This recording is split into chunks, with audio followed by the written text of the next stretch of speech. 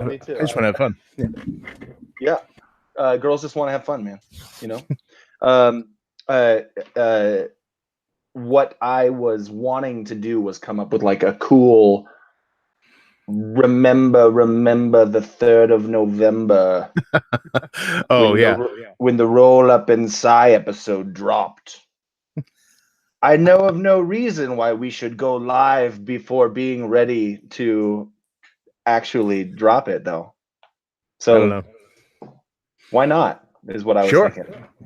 Why not? Indeed, right? So I'm gonna go ahead and click the go live button. Oh, Oh God. Oh, sweet. that's embarrassing. Go live. Oh man. Okay, so I just I think I didn't realize I screwed it up. Welcome everybody to Roll Up and Die, your definitive RPG podcast. Back after a long time for Con Plus One. And before we get started, I just want to throw out there that all of this that you're experiencing today, this 24 hours of gaming hosted by Con Plus One or Con Plus, is for Child's Play charity. You can go to, and I recommend you go to conplus.live. That's conplus.live.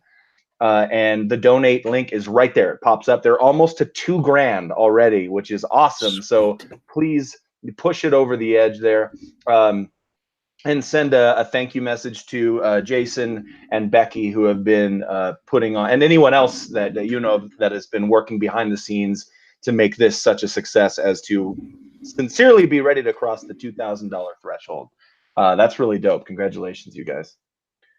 Go ahead and introduce yourself, Alex. It's been so, to me, not to the viewers. It's been so long since I've seen you. I have no idea who you are, really. Hi there. My name is Alex Galat, aka Captain Gothnog, and I am 1/3 of Roll Up and Die here.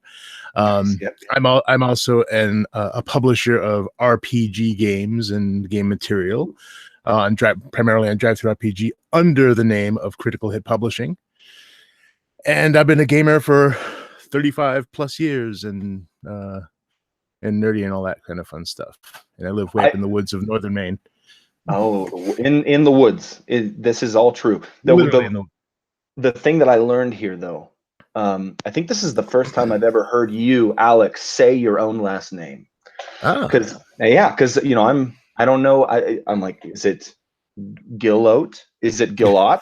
Is it something? You know, I'm from New Mexico, and you know the double L is confusing. So I'm like, is it Guillote? That's possible too. Like you just don't know. Well, it's very much like guillotine, except without the E on the end, because apparently an ancestor invented the guillotine originally, by the way, as a quick and easy method of amputation. So you know, in the old days, they used to have like saw limbs off with rusty saws and whatnot. And it kind of made sense to make this good clean blade just gone, you know. I gave me leg, boom, gone. Finger gone.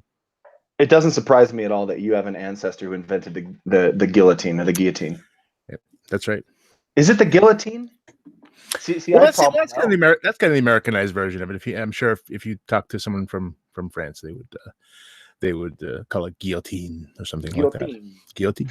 I don't know. Do we have any French listeners right now? Hold on. Let me go to the chat here. Anyone French? Oh, wow. We got a lot of people going on in the chat. Sweet. We've got DBJ is here, ready for that verbal candy in his ear hole. Listen, we're here to deliver. Prepare your ear hole. Anastasia, she was at AtCon. Freaking awesome, playing some Dread with you and just hanging out with you. One of my favorite stories was this is not the place, but whatever. This is banter. This is how we start every. Someone was passing around an acoustic guitar, and I was playing an acoustic guitar, and I am a songwriter, and I have not written songs in a long time or played songs in a long time, but I have a SoundCloud somewhere. I don't know where the link is, but some people do, I guess. Anyway, I'm playing my own song, and Anna starts singing along, and it was like. It was one of the coolest moments of my whole life. Definitely a primo moment of AtCon. Jackson Anderson, first time checking out Roll Up and Die live. That's awesome. Josh, wow, yeah, this is your first time, so should we apologize ahead Right, exactly. We're also missing one of us. Normally Matt is part of our triad, our cabal, but he cannot be here today, so we are here, like the Who's of Whoville. It's roll up and currently. Yes. I thought he was rolling and you were up and I was die. I was getting confused. I thought I was die, but you must be die. You're die because he's roll because he's a fistful of dice, and I'm up because I'm tall. That's right. And, so that makes sense. And generally more upbeat of all three of us as far as like, your presentation on the air here. So you're the more the better voice of all of us, I guess. Most people just tell me I can't shut up. Thanks for turning that into a compliment. Let's go. Let's continue. Grady Cook is here. What's up? Wild Picks. Josh just bought a 50s bomber toy at Target. Okay, you're assembling a 50s bomber target toy for the bomber aviation man cave you're assembling. You can just say nuclear bunker. I think that's perfectly. We're not going to judge. We're not going to judge. I live way up in the woods of Maine because I know the zombie apocalypse is coming, so I'm right there with you. Yes, you do know that. Probably not the apocalypse we expect. Barker, I love to see you in my YouTube notification, says Patrick Harkins. Man, thank you. I appreciate that. It's precarious, but I am happy to be here with Alex and doing Roll Up and Die, and got some cool plans coming up. Beef Lummy is the coolest YouTube handle I think I've ever seen, next to Shank Ranger. So was it Beef Lemmy or Beef Flemmy? B Flummy. Oh, okay. It could be BF Lummy. Oh, like I see. Boyfriend Lummy, or it could be best friend Lummy. But I'm like, BF Lummy is like what I call the lackey guy who's supposed to like light the candle in the window if the heist is still on. Talk to BF Lummy. He knows the deets. Sorry, BF Lummy. You and your street language. Yeah. Wild again. I'm going down. Jorfdan. Donde está Matt? Is Matt? This is everyone should know this by now. But Matt recently created a human being with his wife Tila. This is a thing that humans do. They create other humans, and it's surreal and it's phenomenal and it's magical, and I don't quite understand it in my brain. But this has added a whole new facet to Matt's life, and that involves spending some time with his family. And so he can't be here today because he's out doing that with his family and with his daughter. And we will definitely see him back on Roll Up and Die in the future. But this was kind of a last-minute thing anyway. Alex and I just kind of wanted to do something and push us back into the forefront, into the spotlight. Dip our toes back in the water, so to speak. Dip our toes back into the water, and we thought that Con Plus One, the Child's Play charity convention, would be the best place to do that. Yeah, so again, I think this will make it so we can start making more audio episodes too on a more regular basis. For sure. It is good seeing all of you. Barker, it's Provoker Jr. Barker, it's Provoker. Oh, are you talking about Matt's baby? Okay, that would be clever. So even if you're not, just say yes. That's what I've learned. Alex introduced himself. My name is Barker, everybody. Of the Michael variety, Michael Barker, and I am again 2/3. I'm the up part of Roll Up and Die.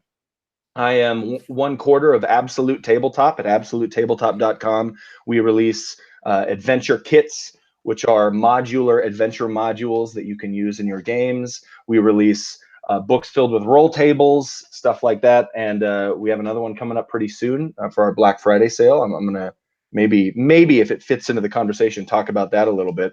But that's something, Alex, you and I have both done a lot of writing. That's true. That's true. Recently. And by the way, I'm really excited about your new setting too, because it's sort of right in my wheelhouse. And normally, I mean, I've been playing my own settings for like decades, literally, which is why I usually don't get into like Greyhawk or Faerun or any of these places that they're cool, but I have my own world, and it's awesome. But yours is really something that's different in that this sort of Lovecraftian horror to it, which combined with fantasy, which is something pretty awesome. So Dude, Gloam is yeah. amazing, and we're getting art in for it and everything. We just finished the Kickstarter. You can still pre-order it on the website, but it's so freaking cool, and I'm really excited to hear you say that, Alex, because you're kind of the guy, man. You're the if I want to talk about Lovecraft, I'm gonna talk to you. So that's really perfect. And it definitely has that feel. I mean, from the artwork to the setting to the descriptions. I mean, it's all really it's all really there. If and it's I'm surprised it hasn't been done before. It seems like such a natural fit. I mean, I've included some eldritch horrors in my games for a while, but not like a whole setting dedicated to it like that, which is fantastic. Yeah, that's really exciting too. And someone in the chat mentioned Dragon Grin too. We're just filled with settings right now. Yeah, we overfloweth. That is your niche. It is your niche. So speaking of your niche, I want to talk about adventure keys, and I want to talk about cinematic environs, and but I want to talk about it. I want to attack the conversation from a writer's perspective to finish off our banter. I want to ask you, how many words on average do you think you write per day, or pages, or like how do you measure your writing? If I sit down and am able to write for an hour uninterrupted, I call it a win. I don't, it's hard with kids and so much to do, but like today, even before this, I was writing on my Lich book. It's at this point it's out of control. It's over 100 pages and it's growing. But hopefully I'm going to have that done soon. But I try to do, I don't know. I never actually sat down and counted the words. I don't know. I don't think in those terms, I guess. I'm really terrible at this sort of stuff, as far as like I do everything wrong. Like if any real publisher saw how I put together, the stuff that I do, they would run screaming into the night. It's just all backwards and wrong. Manages to come out eventually, but it's like, like I actually, sort of write in the format that it's going to look like. For example, I like to set up my page design, and when I write what I write in that page, so I can see it, sort of forming. Because I'm a very visual person. Sinner. I know. Well, what I do then though is I copy it out of that, and then I put it in a boring Google Doc for editing, and then I can put it back in. But it's like right. I need that visual sort of feel of progress, I guess, is the thing for me. If I don't see progress, I get very disheartened, and I need to see that, and really doing it that way helps me. So. Like I said, I know it's the wrong way to do it, but that's how I do it. So. No. See, here's the thing: if you do everything wrong and you get the book out, you're doing everything right. Yeah, I guess. Yeah, that I suppose that's fair. And there's that's a good. There's something good about seeing the work on the page, especially if you're using art. Especially if you're if you're someone like me who's like, listen, I want this whole idea to fit on one spread. I want someone to be able to sit there with the book open and see this whole idea. So it's important for me for the text to fill that. So that's I can appreciate that for sure. Yeah, and in cases like that, you're right. That it does actually help to make sure that you get the look you're looking for. And I've done that too. It's like sometimes I'll write stuff just to fill a page. We may even come to near the end of a project.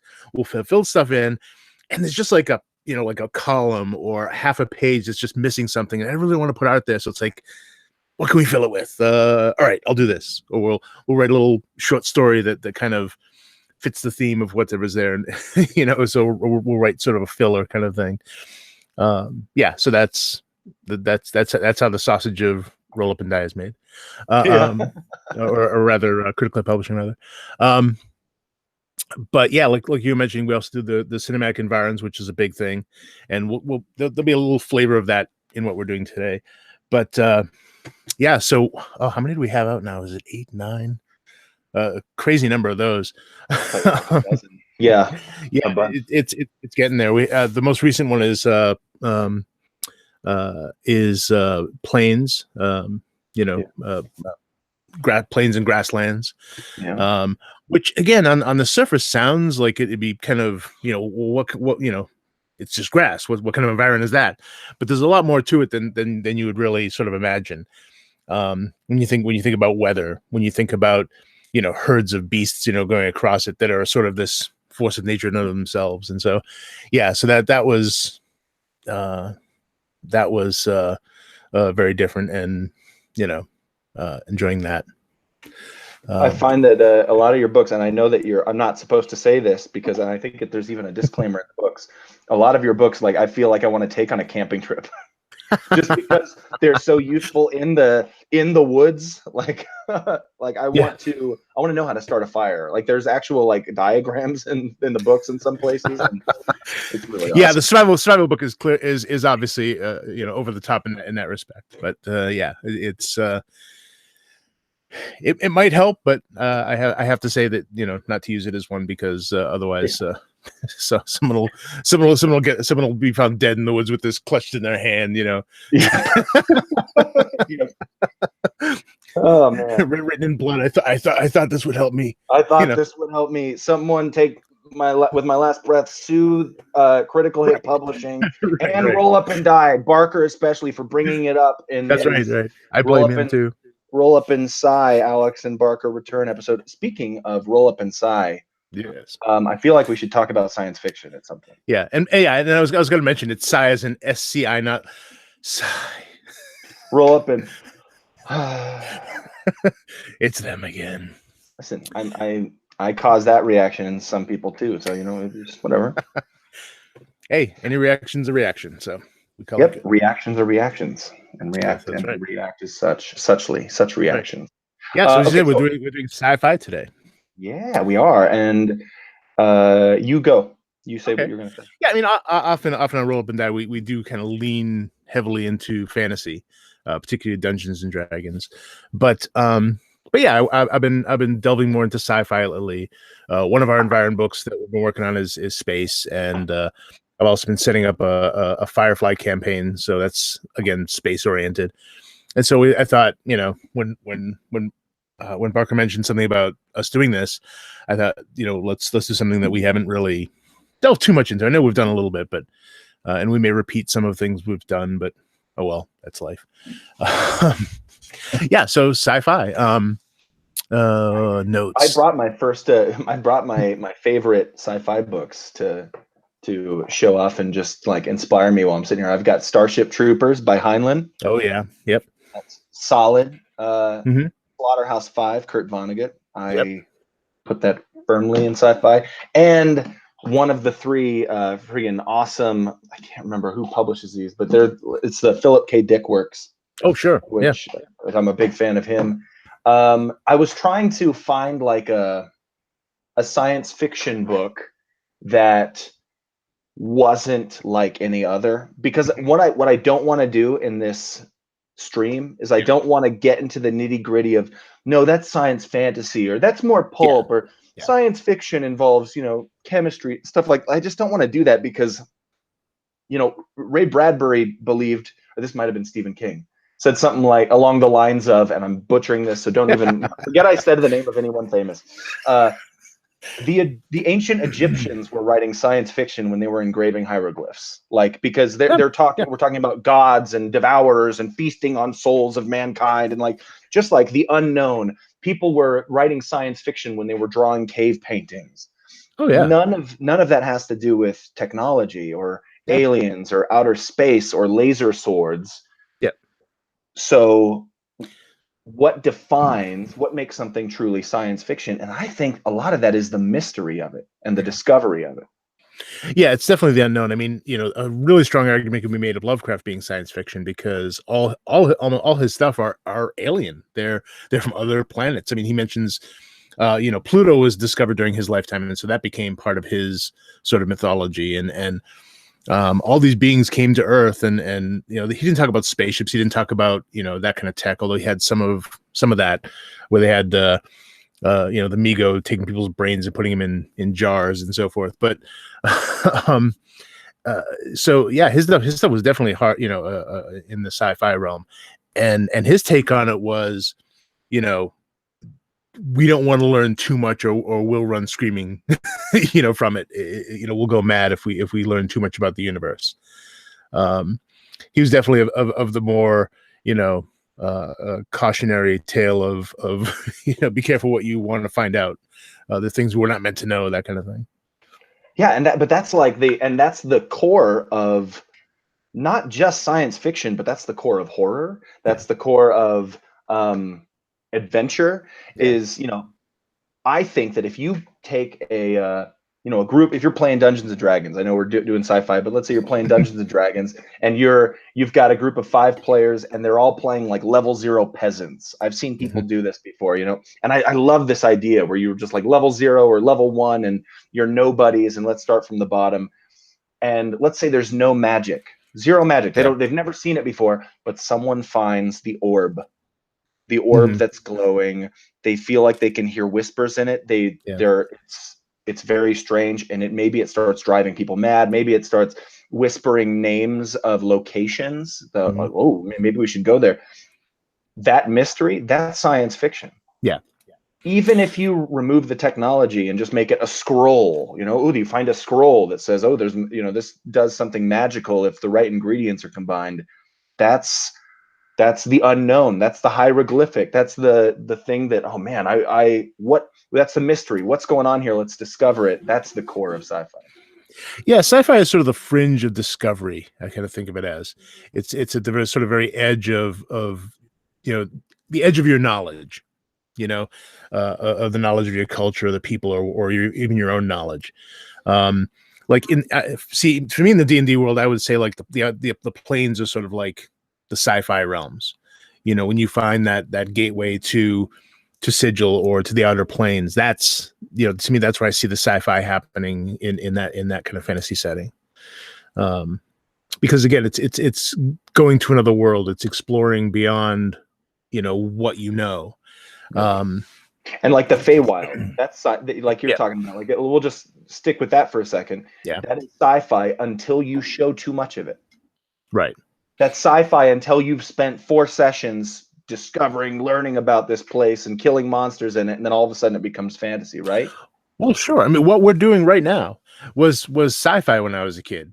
Being able to have this conversation projected to dozens of people, and over hundreds of miles, and even around the world we've had talks with people. This is sci-fi. We're not in the past or the present anymore. We're living in the future. We cell phones, or like controllers with touch screen, game controllers with touch screens, and burgers with 4 patties on them are things we joked about in middle school. Like that would never happen. And now I've been introducing my kids to classic Star Trek and even Next Generation, and like Next Generation, they walk around with these pads, and they're touch pads, and they're doing all this stuff, and to them that's just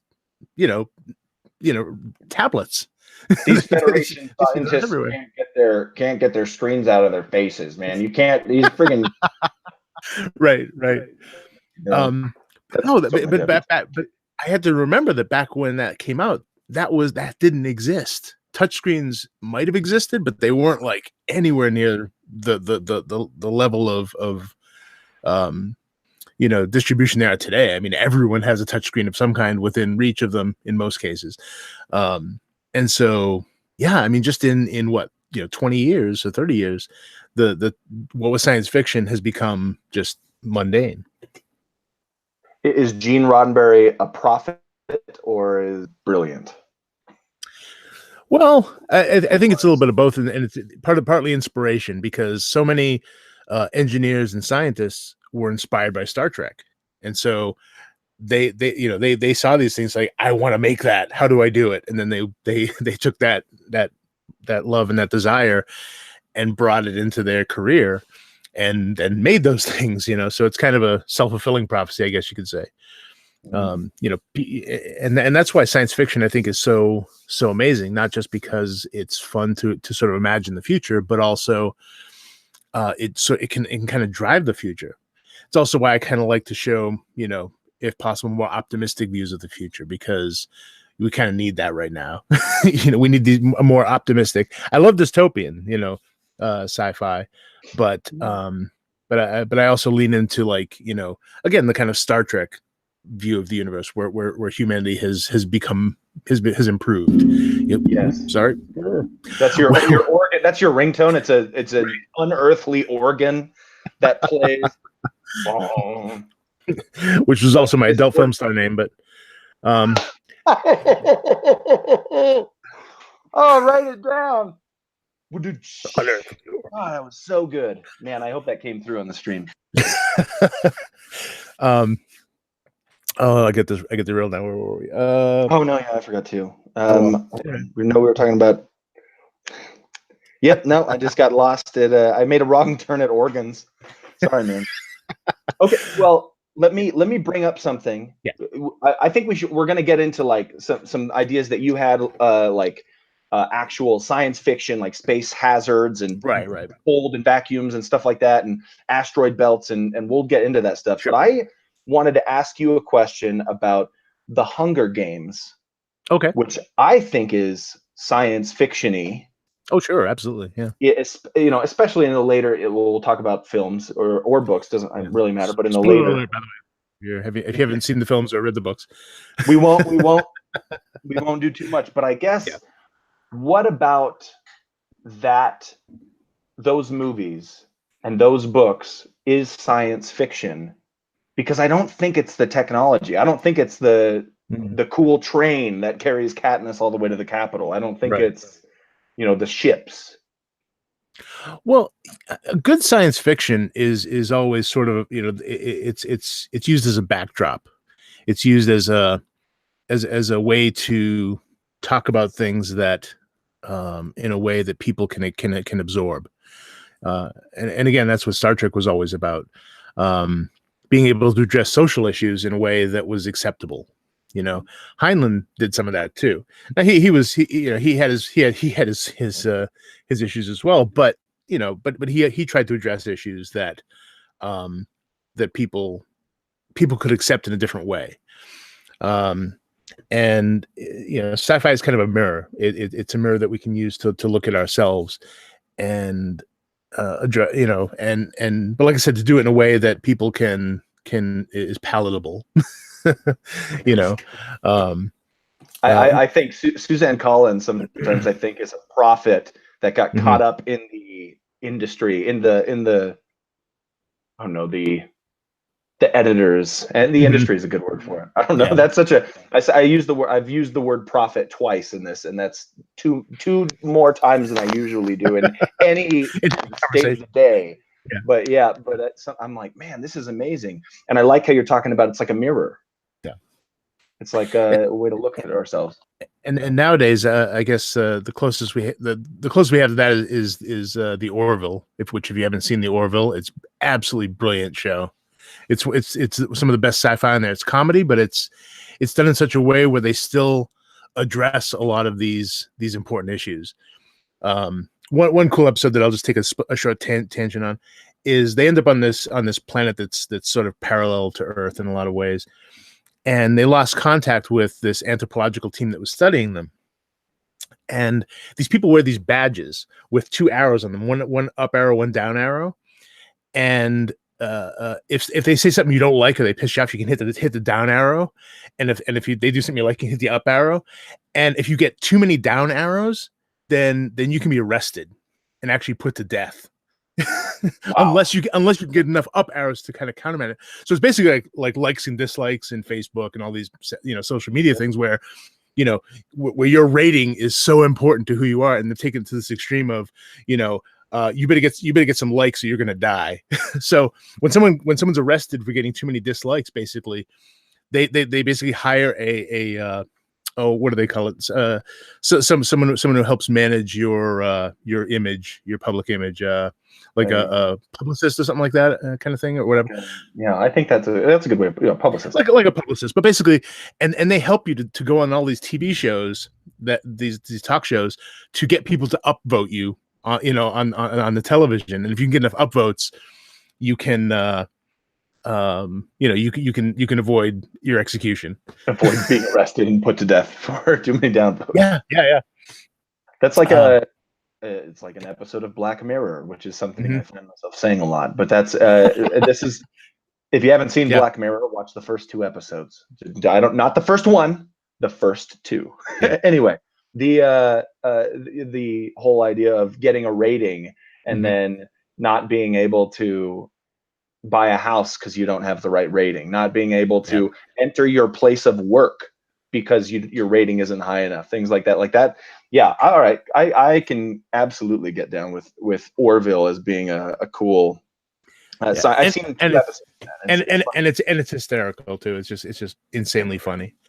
But another great sci-fi show that's on now, that's more into the hard sci-fi, is The Expanse, which again, I can't recommend that highly enough. The Expanse really tries to get all the science right, as far as like, space travel and living in a 0G environment and that kind of thing. So if you like harder sci-fi, The Expanse is definitely the way to go. Talk about nailing down the science a little bit, because I think that's an important facet of games, is being, and we might have brought it up in previous episodes, but I think it's important to bring up again, just having even if it's fictional science, knowing how it works in your game to make a better sci-fi game. Well, yeah, you should definitely know how your own science works. And I mean, again, you could extrapolate this to any setting, as long as it's consistent within itself. And I was going to bring this up a little bit later. We can talk about it now. Where if you're going to have any fictional science, at the very least, you want to try and have it avoid contradicting any major real science. In other words, you don't want it to violate scientific laws necessarily, because it makes it harder for people to sort of disbelieve it. It becomes, again, it drifts more into the sort of the magic or fantasy realm. And if you're looking for more science in your sci-fi, then you want to try not to break any major scientific laws. I have a funny story about that. Yeah, I was running a Dread game for my home group, and they were in a pool of liquid nitrogen. Oh, and I chose liquid nitrogen and they were in these spacesuits, and I was like, oh yeah, nitrogen's flammable or something like that, and I'm like, yeah, this will be great. And then but we have a scientist, like an Air Force scientist, in our home group, and I said, hey man, what would liquid nitrogen be like? And so first of all, it's very important to ask your players these things and take advantage of their knowledge, because they might know more about things, and it's engaging. It's really cool to bring their own knowledge into the game. And anyway, but the second thing, I knew nothing about liquid nitrogen, and so the puzzle that I had created was moot. It was just pointless after his explanation. So knowing the science, fictional or factual science, the basic tenets of it is very important. Yeah, I mean, you could literally dip your hand in liquid nitrogen and pull it out, and it would probably be fine, because it takes a while for the cold to sort of seep in, to sort of have any effect. It would be cold, but that's what people do. You've seen videos, right? Like people did. Right. But it's not gonna be like a movie where you put your hand and take it out and it's instantly flash frozen, And it's not flammable. I thought it would be flammable. Yeah, no, unfortunately. I'm so dumb. Well, I mean, no, I mean that's more, that's not average knowledge that most people need in their everyday life, unless you work in a chemical plant where they deal with nitrogen.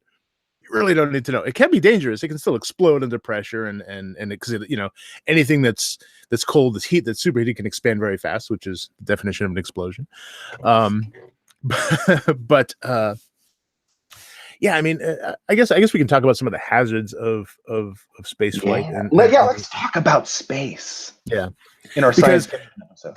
Well, yeah, because I mean, usually when people think of sci-fi, that's sort of where they automatically go. It doesn't have to be. We've already talked about a number of things, like including Hunger Games, which is definitely falls into the sci-fi category. But but the first thing is that space is huge, and it's something that people just cannot really mentally wrap our brains on. We evolved to live on a savanna where you can't see, even on the flattest piece of ground, you can't see more than 3 miles of anything because of the curvature of the earth. That's the limit of your world at that point.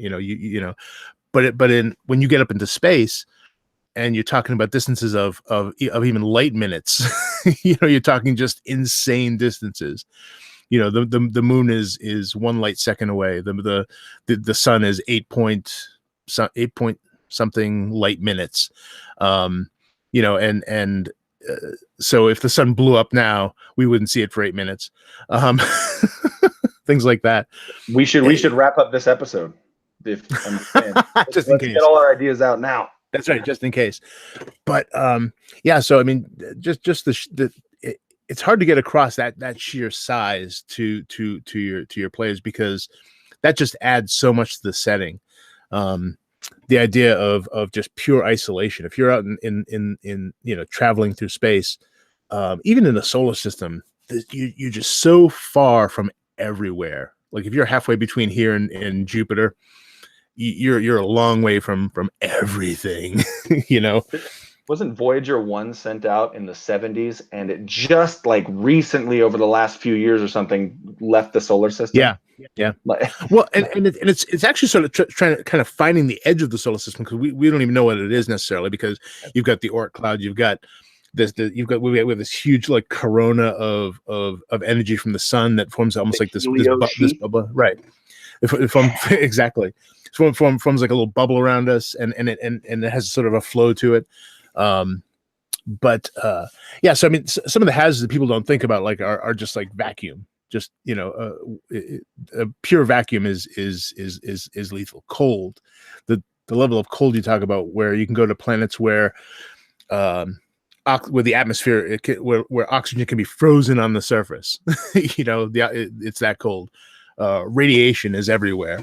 People don't think of gravity as a problem, but if you don't have gravity for more than a certain amount of time, your bones begin to turn brittle. Your muscles atrophy.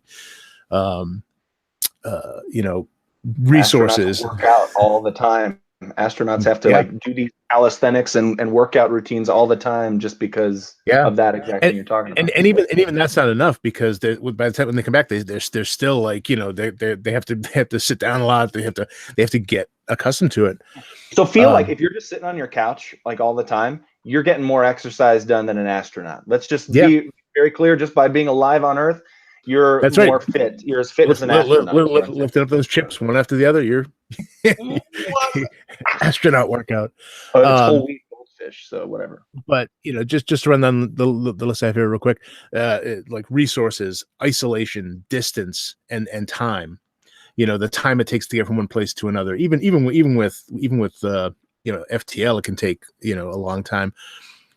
But even time dilation, if you're going near the speed of light, time travels differently for you than people back on your planet. I mean, all these hazards are I call them hazards, but they're just the nature of space.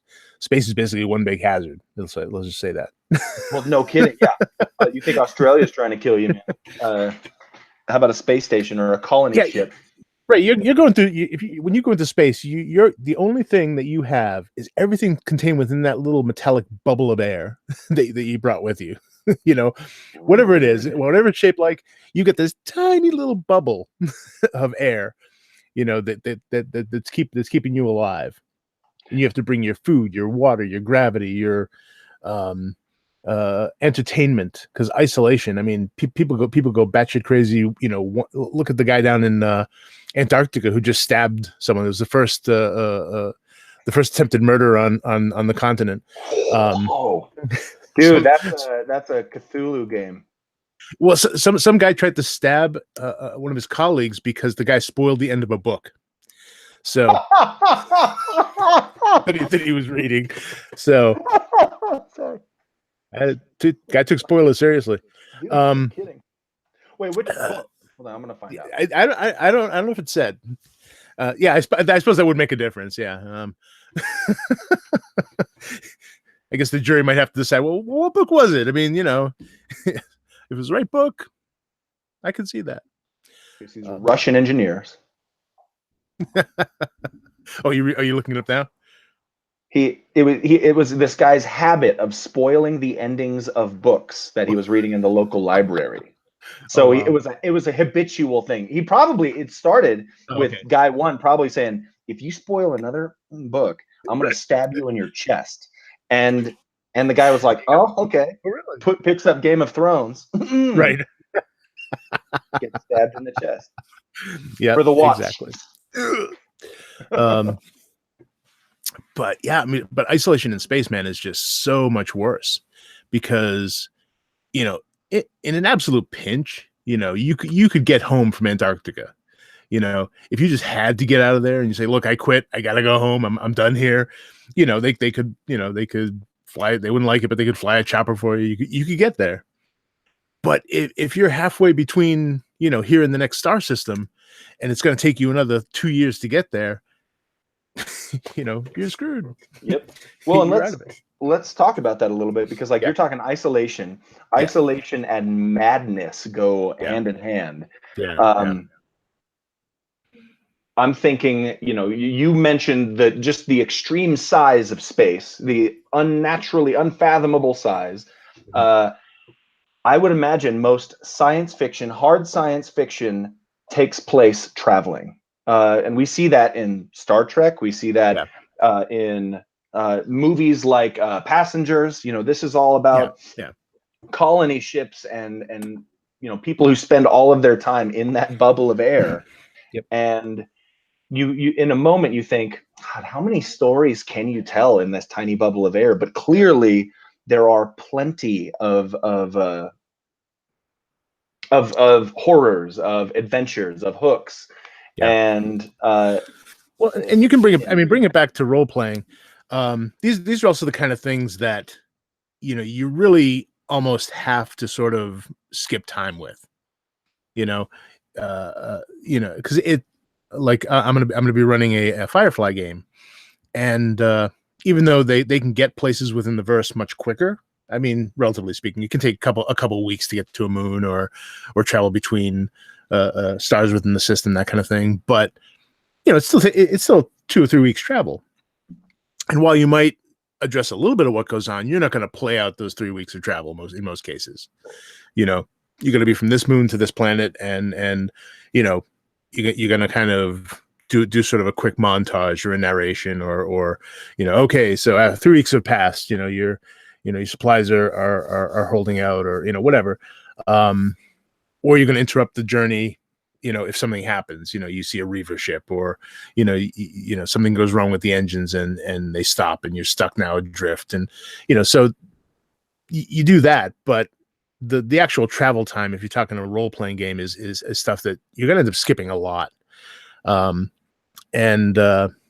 GMs talk about like movie the ships move at the speed of plot, so that you can kind of get where you need to go, so that the interest is maintained.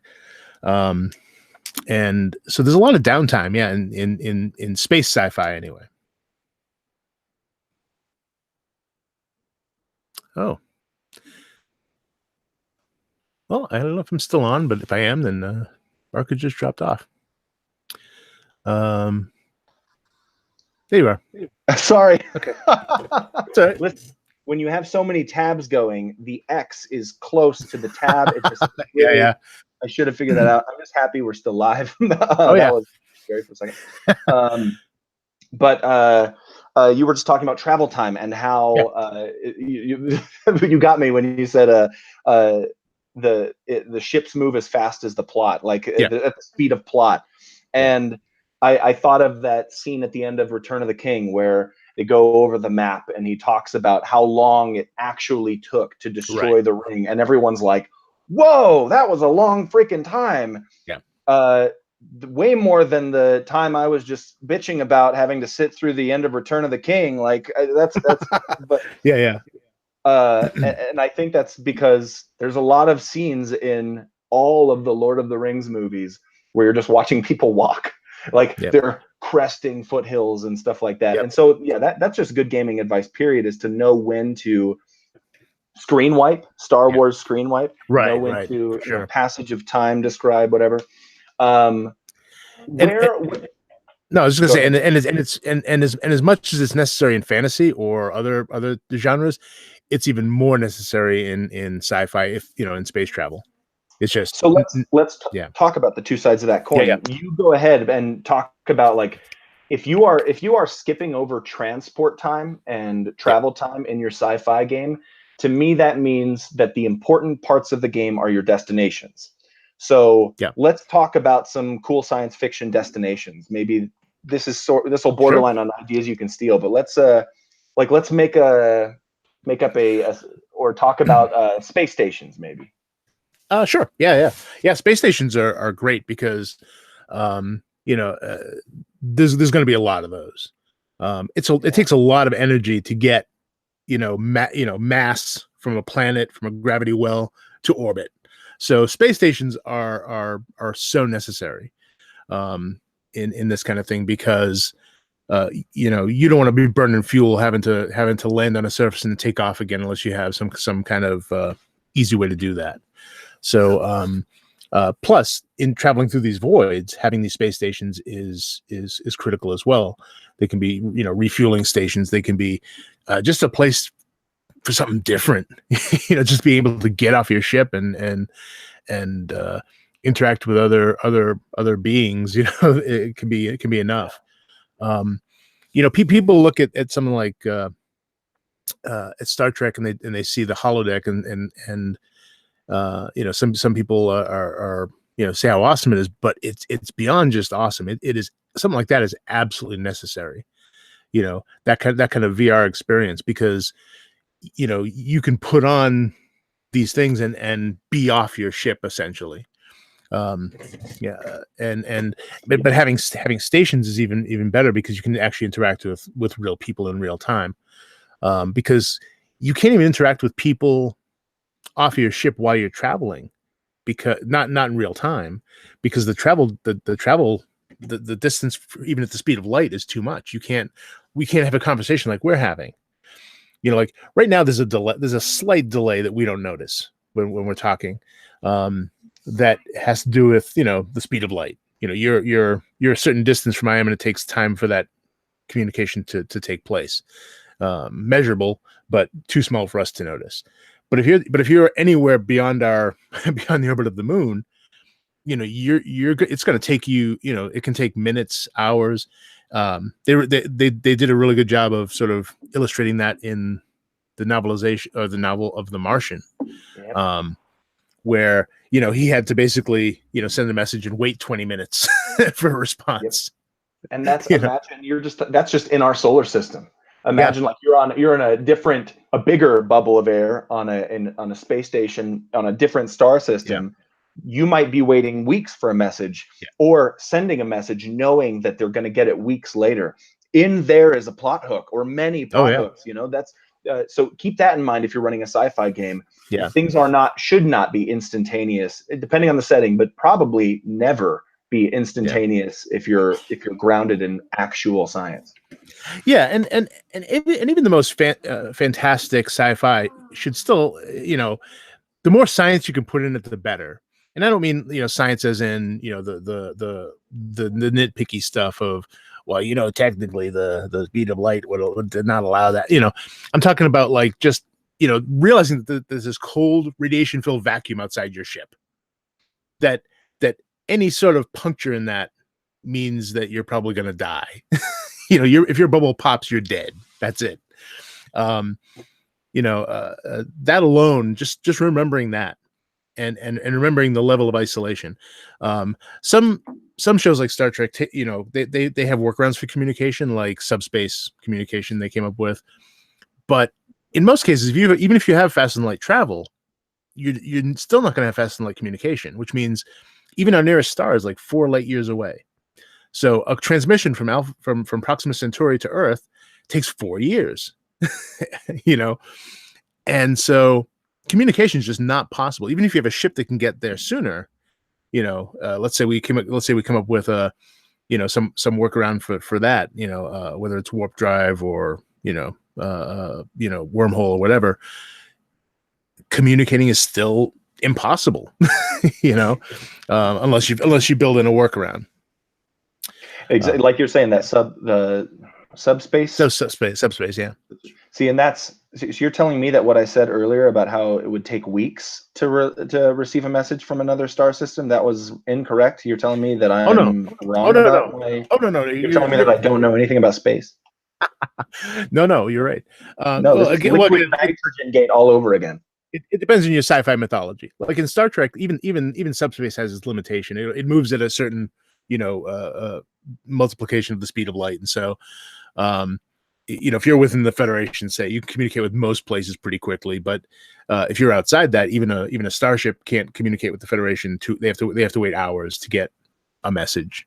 So it's still not instantaneous. But in most cases, if again, I apologize. I lean more into the sci than in the sci-fi than myself. I really like when sci-fi gets it right and can put as much science in there as possible. It's not always as fun though, and that's where you want to find the balance. Liquid nitrogen, right? Like liquid nitrogen. Well, another good example of something that's not fun.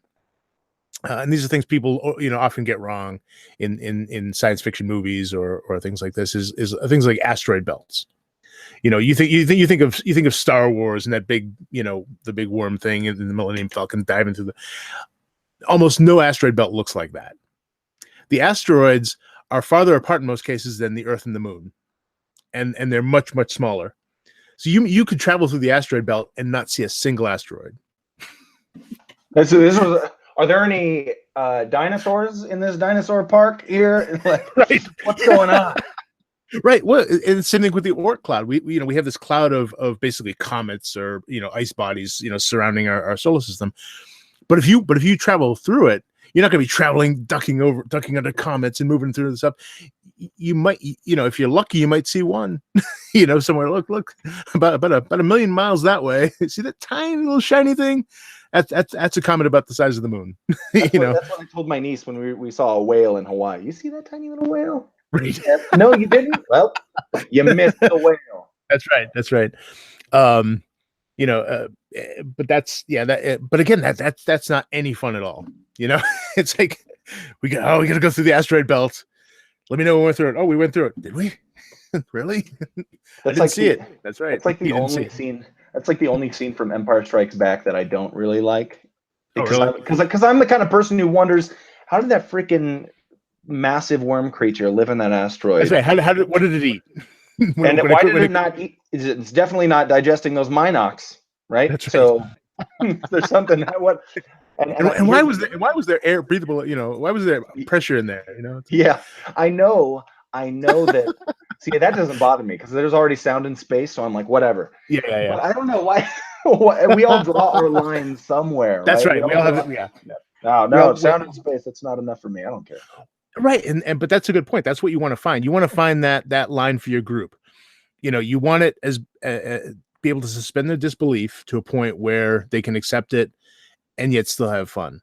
Now, if you want the big asteroid belt kind of feel, you can have a recently broken up planet and everything's kind of still close together. You can go into like a planetary ring, like around Saturn.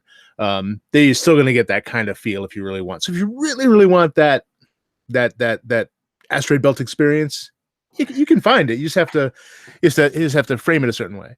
Yeah. One of the other funny things that they often get wrong is up and down in space. There's literally no up or down. Down is toward any gravity well. So as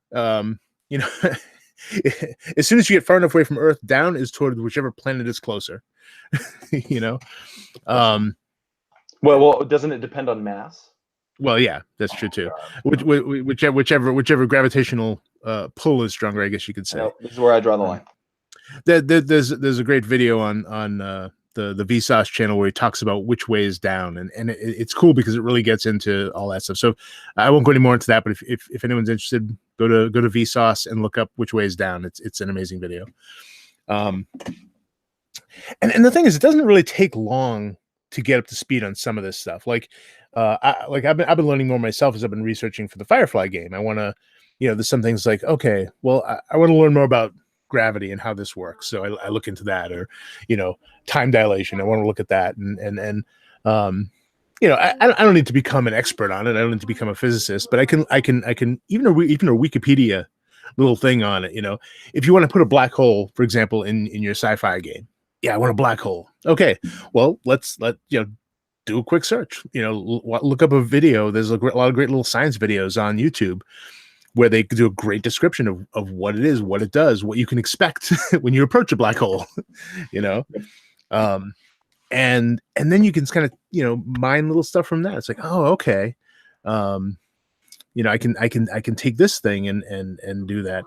I don't know if you ever watched the show Stargate SG-1.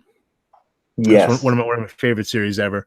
And there was a great episode where they sent a team to another planet, and then they made a connection. Those people tried to make a connection to come home because they were running because the planet was entering the gravitational effects of a black hole, and so they were moving. Their time was moving much slower on the planet, and it basically clogged up their connection, so they could not disconnect. And there was actually a risk of pulling Earth into that wormhole into the black hole, so they had to figure out a way to disconnect from it. Amazing. That's really cool. And we've talked about Interstellar too, the time dilation. Yeah, they're all really great. But see, that's the kind of that's something that's really hard to do with a role-playing game. It's like it could be done, definitely. It depends on how much sci you want to put in your sci-fi. But imagine being a character who's waiting on the ship while your friends go down to this planet that's closer to a black hole, and 20 years pass for you on the ship. It's like, oh. Yeah. Well, that made me think of a question I want to ask you, Alex, because and I feel like you might have a good answer to it. What is the best way to put sci in the sci-fi? Is it in one fell swoop right off the bat? Hey, let's all get this squared away of what a black hole is and how it works before we start the game. And there's going to be a follow-up question after this. Or do you inject it in little by little as things are approached? And the follow-up question is, how do you do that? How much is too much? Like, well, there are a million questions, but well, you want to make sure you establish your setting. Now, with something like, again, with Firefly or Star Wars, it's pretty easy because the setting's already established. But you want to establish the boundaries of your setting, and so that's something you can do even in a session 0. It's like, okay, here's the deal. We have fast and light travel. You can go X number of times faster than the speed of light. And in reasonable terms, it means you can get to between stars within, it takes 2 weeks travel, or, whatever it is. We don't have fast and light communication. We have these weapons. There are no lasers, but we have rail guns, whatever it happens to be. And, you lay down the basic sort of framework that you're going to go with. And then anything else you would seed in as you go. If you know that you have a thing coming, a session coming up where you want to include a black hole, then you do a little bit of research. Like I said, you go on YouTube and watch a bunch of videos about describing what a black hole does, how it operates, and then figure out how you want to incorporate that. Are you willing to deal with that sort of time dilation stuff? Yeah. Because that can get you could aging one of the characters, 20 years. Yeah, maybe you could actually. Before the game, you have these index cards, and this just popped in my head. You have these index cards. You pass them out to each member of the team, right? We're talking Stargate. We got talking Star Trek, and each describes what that person knows about holes. The physicist knows these things about black holes that you found on Wikipedia. The military person, they know that if you're going to fire weapons around a black hole, there's like a curvature that needs to be measured. It's a weird thing, but like this character knows the effects of aging if you are too close to the black hole. And so when those things come up during the game, naturally you are not only into the sci-fi here, but you're Yeah. doing it in a way that allows the characters to be responsible for delivering that information. Oh, hey, Right. I'm the physicist. I have this information. Hey, guys, this is what happens when you get close to a black hole. And they look at their card, maybe they Well, right, read it. yeah, exactly. As a GM, you can prepare these handouts. Just like I said, a little note card. And bullet point it. These are the effects that this phenomena has. This is what it's going to do to you. And any other notes that have to be on it. Because it sounds daunting, but it really doesn't take that much, because you're not going to include, let's see, in this game, we're going to have a black hole, a quasar. We're gonna have this Hawking radiation. We're gonna, and you're not just going to have like a whole bunch of stuff. But it's really no different than researching anything. Like if you're running a Call of Cthulhu game, and you have to look up, I don't know, did cars have heaters back in the 1920s? Let me look that up. I had to do that. I had to look up cameras to figure out what kind of camera my character would have. Exactly. Yeah, Yeah. And this is no different because you're not going to be tested on, you're not going to be standing before the a science community, trying to give a presentation on it. You just need to know enough to make it, have it make sense. And so yeah, and the players will be able to choose too. Like they say, okay, well, ahead of time, if you're going to go, if you want to go to this planet, you have to realize that anyone who stays in orbit around the planet is going to lose 10 years versus anyone who goes down. And 20 years is going to pass for anyone else in the galaxy that around here. So you're going to leave that planet, and it's going to be 20 years later, that kind of thing. And you can't go back on that, No, So no. if you have an appointment, you best not go into that planet. You're going to miss it. Now, you can always come up with, if you want as a GM, it depends on how sci-fi you want to get. And this will lead me to something else after, but if you want to have some sort of gravitational shielding around your ship, something like that, some kind of gravity bubble that isolates you from that time dilation. Really, that's so smart. Just saying, oh, thank goodness they invented the whatever, so we can live peacefully. Have you seen Thank You for Smoking? Yeah. There's a scene in there where they're talking about having Brad Pitt and Angelina Jolie or someone like smoke cigarettes in space. Yeah. Like, isn't that dangerous? Oh, we'll just throw in a throwaway line like, oh, thank goodness they invented the blah blah blah blah thing that allows us to smoke. But but that is such a good RPG tip. Just like, input these magical or tech devices that allow impossible things to become possible. Yeah, and that's one of the things I liked about Firefly was, from a science fiction standpoint, is that they really only had to hand wave one piece of technology, and that was control of gravity. Because all their technology is sort of based on that. Like the ships have gravity shielding, so that you can have a big bulky ship come in for a slow landing because it reduces its mass, the effect of one mass on the other. So it has this gravity shield. They have artificial gravity, which if you're making a TV show, you don't want to have people floating around. It allows them to use gravity to compress matter to make a fusion reactor. So their fusion reactors use that same technology. Their propulsion, by reducing the mass of the ship, you can go faster because you don't have to push as much. So all these, but it's only, so it sounds complicated, but it's only one thing they had to do. And I mentioned that in my notes, is like, if you limit how much you have to change, to how much you have to hand wave. If you can they did all that with one piece of technology, one basic idea of technology, and I love that about that. That's amazing, actually, and I didn't really know that for sure until you brought that up. So that's cool. We in AbTab, we're making another setting and 5e based system called Harbinger. We're calling it's a science fantasy setting. Yeah. And one of the things that we have created is Astra, which is this energy, this power formed in crystals that is infused into different facets of life and propels different areas of technology, whether they be weapons or ships or stuff. But it's all kind of based on this tech that people discovered aboard this spaceship. And so it kind of allows for these things, these how are these weapons used? How are these weapons energized? Well, through this Astra. How are the gravitational wells of the ship created? Well, it's a sheath of Astra, something like that. So it's, but like you're saying, limit the areas. Like, one or two. Yeah, and again, you want it to remain consistent within itself. So, if you create this Astra, then make sure you know what all the rules are, even if it's never mentioned in any material or in a game, And this is something else I was going to mention too. Is like if you invent anything, make sure you know how it works as a GM. It doesn't even if none of the players ever hear about how it works, you need to know how it works. Come up with put in the time to sort of come up with how all these things function, because eventually it could come up.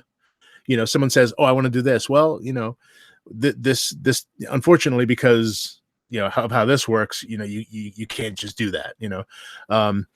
It's and they're impressed because like, oh, I didn't know that was the case, or or like you said, you hand out the cards to say, hey, you're the engineer. This is what you know about Astra. This is what it does. And like I said, you can do, in most cases, the really big science stuff, you're going to know ahead of time before you start a session. And, you spend half an hour, 45 minutes, like I said, Wikipedia, Google search or YouTube videos. You can really get up to speed fast on some just basic science of things. Speaking of, actually, someone in the chat, I think it might have been L.A. Jackson, I think, dropped in, or Mapernomicon is the name of his YouTube channel, dropped in Artifexian is a YouTube channel. Oh, yeah.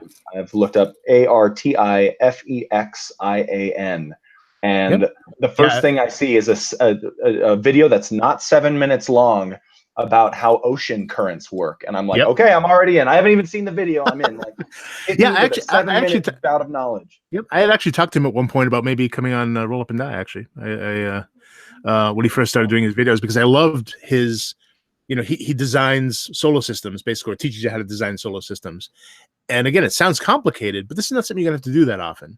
It's not something that you're gonna have to. And it's these little details that can make a setting feel real. Then a planet's not just a ball in space. It becomes a real place. The people. Oh, sorry. I'm getting like a weird cross chatter feedback. Yeah, so sometimes there's a little bit of delay. I think. Yeah, sorry. Sorry. But I wanted to talk about exactly what you're talking about. First of all, visit Artifexian. I know I will be, because NK, my homebrew world, with very little I want to talk about it, on one end is a vast desert and on the other end is a vast ocean, because it's tidally locked with this other entity that is pulling on the world. So presumably someday all the water will be drained off. I don't know. Magic exists, so that I haven't really come across it. But I want to make it so it is realistic in the way that the land masses are being pulled, in the way that the water is being pulled, in the way that the planet is shaped. I want it to be like you're saying, I want it to be grounded in realism, so that everything else that I do that blows realism away and says, nope, this is a very magical realm where, gunpowder is a thing and ships fly through the sky. I want that to be the hand wave stuff, because on ground level, this is a real place, a real planet, a real world. Yeah, and that's really the thing. You want to, even if you're coming up with the craziest bullshit, you want it to feel real. You want it to feel like a real place that that you could actually go to. There's another YouTube channel I want to plug. I think the guy's name is Isaac Arthur, ISAACARTHUR. And if you want inspiration for a sci-fi setting, this is the guy to watch. His stuff is like, he talks about, and these are long videos, I'll warn you, that they can be like, 20 minutes, an hour, long videos where he discusses, how you would build a colony in the clouds of Venus, why that would make sense over living on the surface, and it's great stuff. You know, I really love that. You mentioned earlier, like I'm looking now and I see dumb aliens, and I want to talk about that in a second. But before we were talking about asteroid belts, and you say they get the wrong idea about asteroid belts in fiction. Um, Rings of planets yep, are like, I feel like most asteroid belts that we see in fiction, yeah, that's actually what a ring of a planet might look like. Maybe, yeah, yeah. but It could.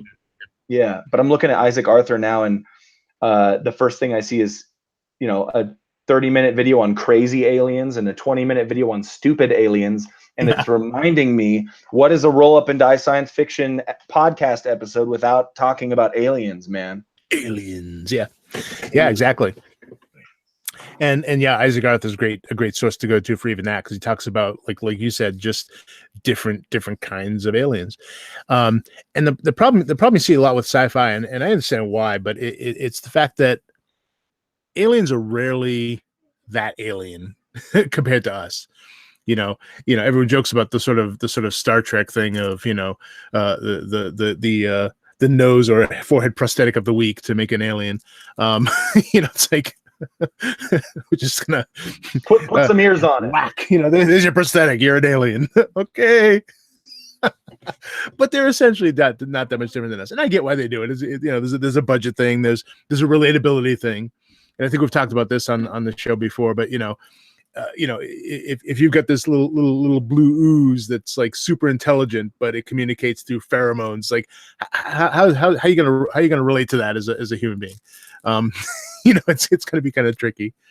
But there are some sci-fi writers who really tried to expand beyond what that, like, well, again, we talked about Lovecraft. I think, if you look at his Migo, or the Elder Things, or the Great Race of Yith, all hyper intelligent beings. The Migo are the ones who basically capture humans, take their brains out, put them in a little metallic jar, and then they can hook up things so they can communicate through, out of that jar. And then they can take them to this other planet and plant them into a new body. The Great Race of Yith can mentally exchange with a body on Earth, and through their technology. So, but they're really, really alien, and Heinlein did a little, really tried to explore aliens as well, with like Stranger in a Strange Land, trying to understand how alien a culture could think, and that's something that we don't get into a lot. What was that recent movie? I think it was called The Arrival. Was it The Arrival? Maybe? Called Arrival. Just Arrival. Just Arrival. It was the one with that big, like, Yep. dark ship just sort of shows up. And yeah, but I love how they explored their writing system, which there might be spoilers here for anyone who hasn't seen it. No, don't spoil Stab. Ooh, no. So but their writing was circular, and it had all these. It almost looked like a coffee stain on on a piece of paper or something like that. This kind of ink blotty kind of thing. But the really fascinating part to me was that once the person who was studying it learned to think like them by studying their language, she could actually perceive time differently. So she could, she sort of began to exist as they did with relation to time, and that was like, wow, that was good. That was taking that sort of thought experiment to a new level, and I was really impressed with that. Yeah, no, that's a great movie. I really enjoy it. Someone's going to stab you in the chest, though, Alex. I know. And you're going to have it coming. I've always had it coming. One thing we should probably do an idea you can steal pretty soon, and we should probably do aliens, because that's what has not dominated our conversation as much as it should have. But one thing I want to mention about aliens, and maybe this is the kind that we create, we'll see, is that most aliens should be unable to hurt you, unable to communicate with you, unable to maybe unable to be seen with the naked eye. We're talking about life forms that are basic. We're talking about bacteria. We have to convince ourselves of this obvious thing, that advanced forms of life, especially, I mean, ourselves or even more advanced than us, Yeah. is super rare. Just rare, as rare as can be.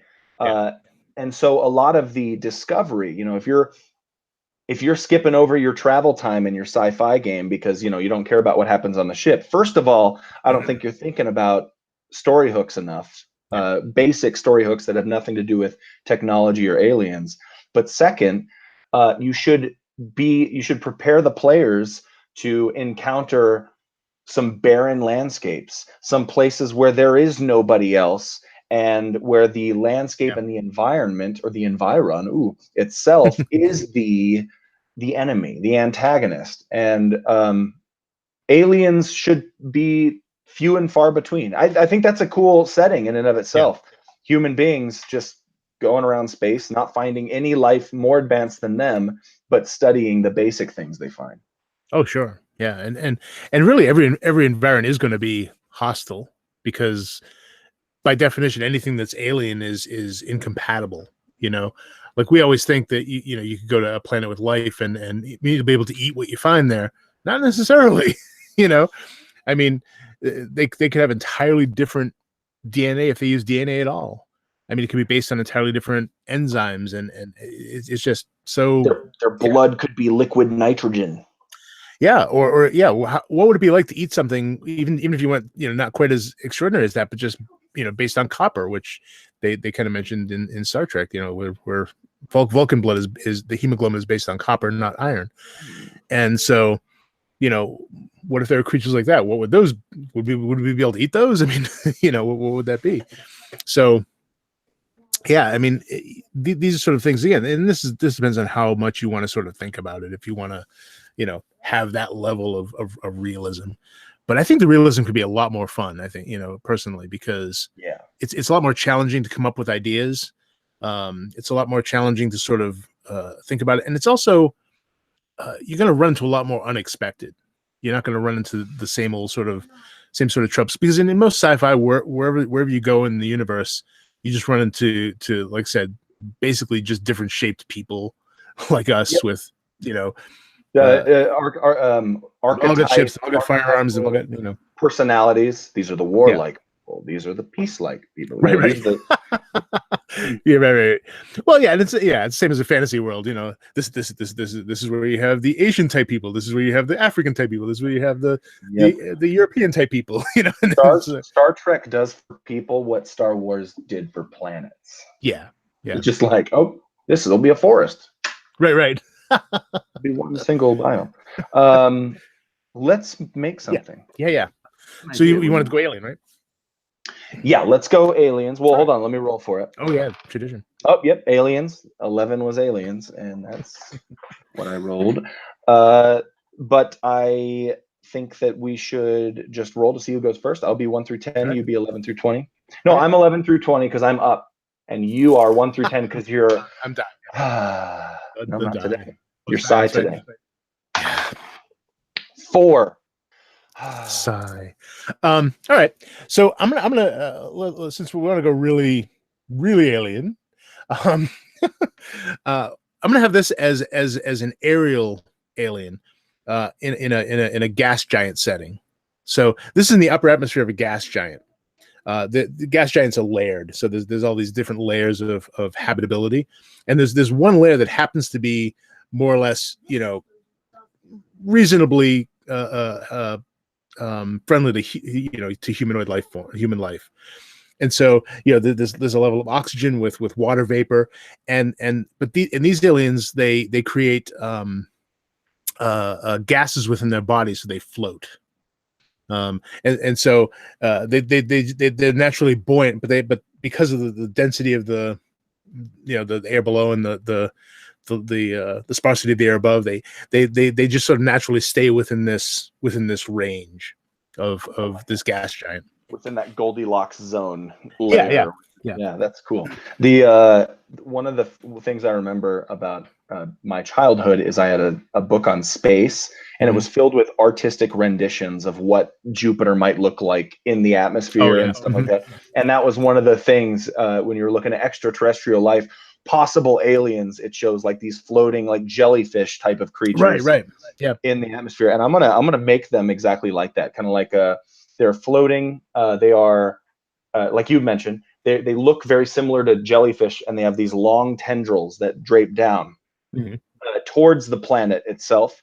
And I like the idea that they're siphoning something into their dome, we'll call it, or maybe their hood, kind of like a cobra. Yep.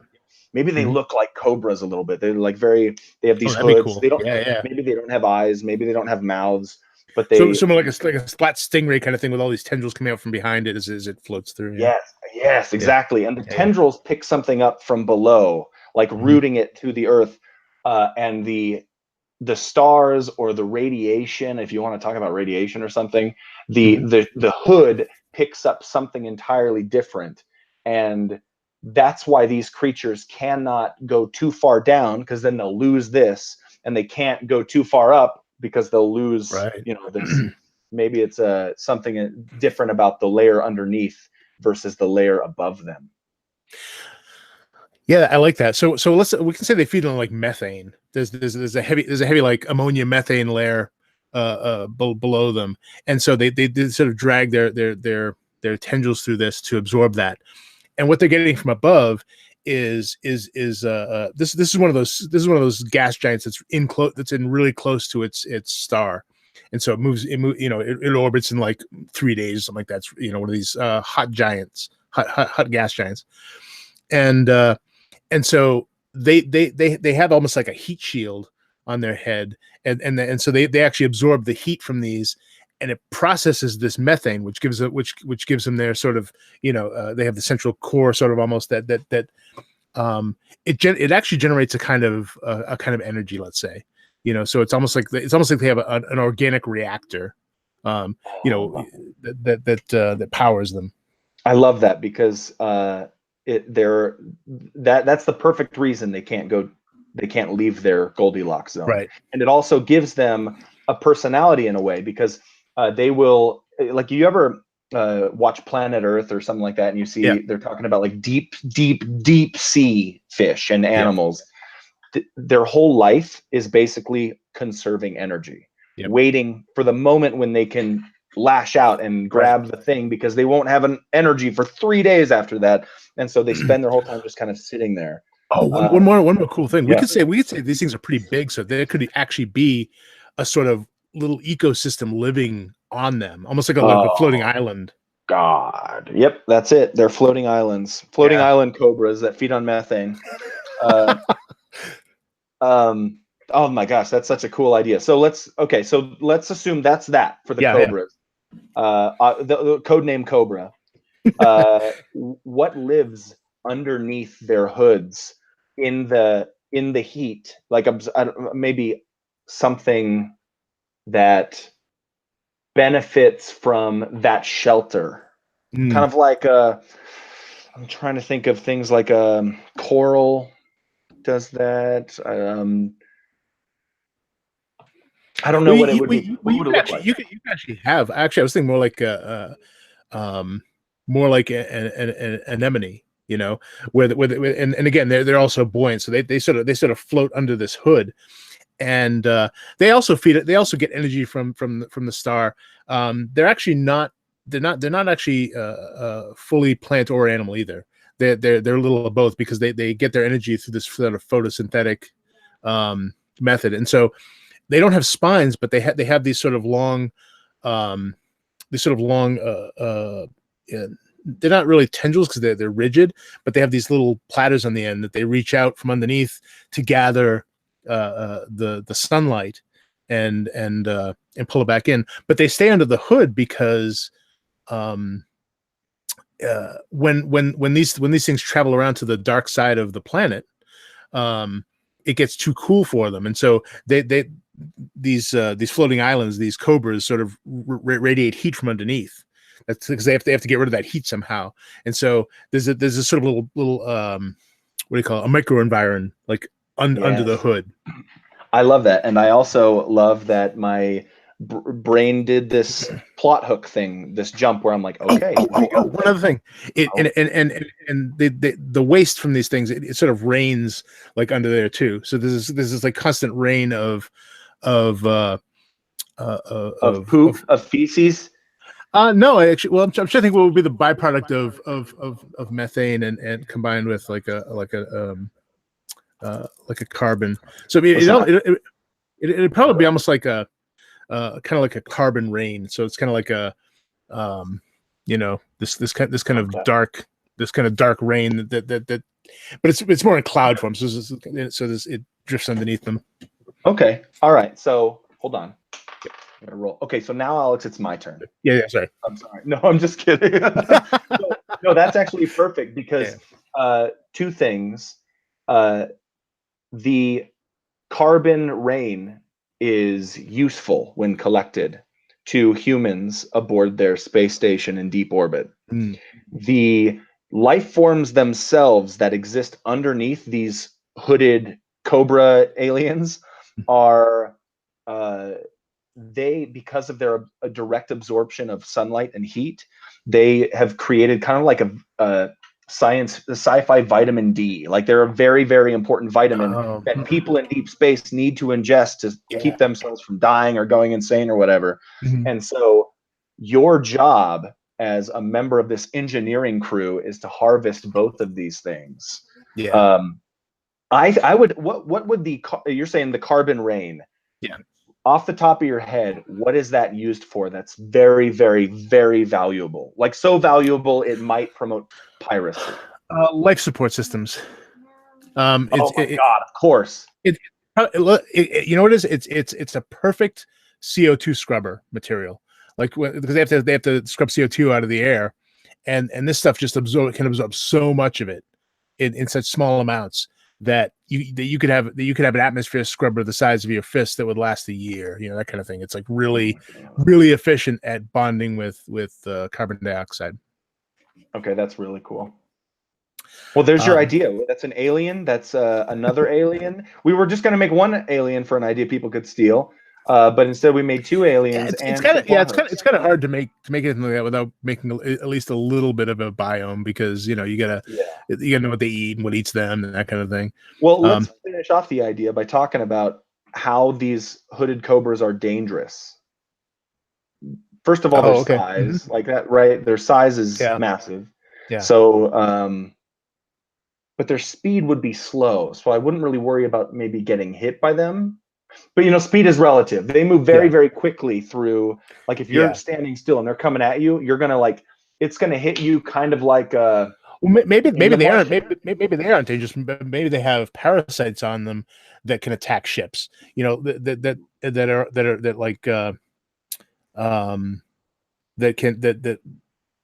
maybe they have to harvest this stuff while these things are around the dark side of the planet, and they have to get it before it comes around to the light side, because as soon as these things heat up, they become more active, and either they attack the ship that's trying to harvest, or these little parasites on it that kind of that come after whatever is nearby to try and attack it, that kind of thing. I like that the parasites are the chief antagonists there, and like what happens if they get directly into a human system? Maybe it creates something like a maniacal killing machine, and that spreads to the space station. Like there's a lot of this thing probably has some sort of metallic material in its shell even, and so that's probably what these parasites feed on. It keeps regenerating more, obviously, as it goes. So all this, this material. But when there's a ship nearby, that's just such a pure version of it. It's like pure sugar for them. So it's like as soon as a ship is nearby and they're out of their dormant part of their orbit, then they come up like piranha and just like we'll eat the hull of a ship in a matter of minutes if they don't get out of there before the sunlight hits this thing. That's amazing. The piranha analogy is perfect too. That's awesome. I can see this cloud of these things coming off the big ray sort of coming underneath, and just you hear them like crunching on the hull. We have to get out of here now. Come on, get inside. Yes, exactly. So these so let's name the Cobra creatures, and I think they should be named something like V43.7. Like that, just like an alien life form. There's so many of these tiny, like non-advanced life forms. Yeah. So V48.7. What should we call the? I almost keep calling them like lichen or something, but that's not what they are. But like what do we call the beings, the creatures that reside underneath the ones underneath. Yeah. Well, humans tend to name stuff like after things they know. So they call them wisps, like, because they kind of remind me of like will-o-wisps. Maybe they may even glow. They may even be bioluminescent under there. So maybe they call them the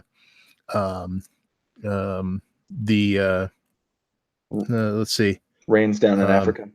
Yeah, right. No, I was thinking I'm trying to think of a better way to say it though. Like oh, they might just call them wisps. Like I said, the people who collect this stuff are probably like, they're just workers. They're not explorers. They're not there to for the beauty of it. They're like, all right, let's get this thing done. Exactly. Their boss is the one that uses the term like V48.7, but they're calling these things cobras or something like that. What's the name of the piranha-esque creature? That one, you should come up with that because that's really cool. Kind of like piranha. I'm a fan of just being like, they're called the eaters because that's what they do. They eat ships, and that's what the people call them, eaters. Yeah, feasters. No, that's great. And a lot of people might think, really, be a better game master? That's where you go to the basic for eaters. That's all you got for me. And I'm like, listen, I swear your players will remember it. Well, and honestly, that's what people name shit. Yeah, I mean, they don't sit there and puzzle about what can we name this.